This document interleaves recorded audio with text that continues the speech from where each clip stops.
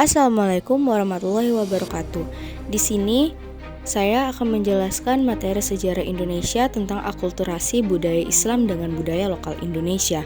Sebelumnya, perkenalkan, nama saya adalah Ivana Danesha dari kelas 10 MIPA. Sebelum masuk ke dalam pembahasan, di sini saya akan menjelaskan tentang akulturasi. Apa itu akulturasi? Akulturasi adalah suatu istilah yang digunakan untuk menggambarkan apa yang terjadi di saat orang yang berasal dari suatu budaya masuk ke dalam budaya yang berbeda. Akulturasi adalah proses perpaduan antara dua kebudayaan atau lebih sehingga melahirkan bentuk kebudayaan baru oleh suatu kelompok masyarakat tanpa menghilangkan ciri khas kebudayaan masyarakat itu sendiri. Setelah mengerti makna dari akulturasi, baru kita masuk ke dalam pembahasan. Di sini saya menuliskan sejarah akulturasi budaya Islam dengan budaya Nusantara. Penyebaran agama Islam di Indonesia sejak dahulu abad 11 sampai 12 mengikuti jalur perdagangan yang ada saat itu. Masuknya Islam di daerah Jawa sekitar awal abad ke-13. Namun, dakwah secara intensif atau proses Islamisasi baru dimulai sekitar abad ke-14. Dakwah Islam yang dilakukan oleh para wali dilaksanakan secara bijaksana, tanpa pamrih, dan tersebar dengan damai dan lancar.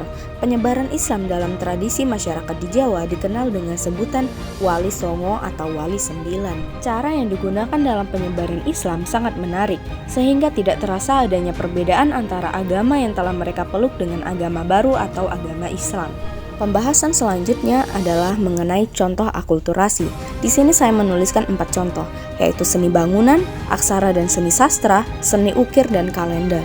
Di dalam seni bangunan terdapat masjid, di mana selain menjadi tempat beribadah, masjid juga mempunyai fungsi sebagai pusat kegiatan sosial, politik, dan pendidikan Islam. Selanjutnya, aksara dan seni sastra.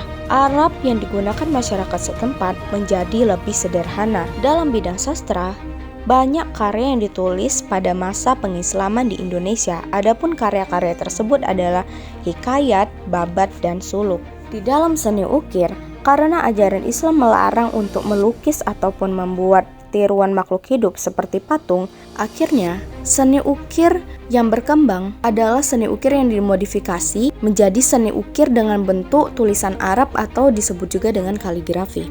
Dan contoh akulturasi yang terakhir adalah kalender. Sultan Agung melakukan beberapa penyesuaian dan perubahan mengenai nama-nama bulan pada tahun Saka. Misalnya, bulan Muharram diganti dengan Sura dan Ramadan diganti dengan Pasah. Kesimpulan yang kita dapatkan dari materi yang saya bahas ini adalah bahwa akulturasi merupakan suatu proses sosial yang timbul bila suatu kelompok manusia dengan satu kebudayaan dihadapkan dengan unsur-unsur kebudayaan asing, sehingga dapat diterima dan diolah ke dalam kebudayaan sendiri, tanpa menyebabkan hilangnya kepribadian kebudayaan aslinya. Perkembangan budaya Islam tidak menggantikan atau memusnahkan kebudayaan yang sudah ada di Indonesia, karena kebudayaan yang berkembang di Nusantara sudah begitu kuat di lingkungan masyarakat, sehingga terjadi akulturasi antara kebudayaan Islam dengan kebudayaan yang sudah ada. Sekian penjelasan dari saya. Bila ada yang ingin ditanya, saya akan memberi jawaban bukan harapan, karena saya di sini menjelaskan materi bukan mengisi hati yang sunyi. Mohon maaf bila penjelasan belum sempurna. Jika ada yang sempurna, mungkin saat kita masih bersama. Yoroshiku onegaishimasu.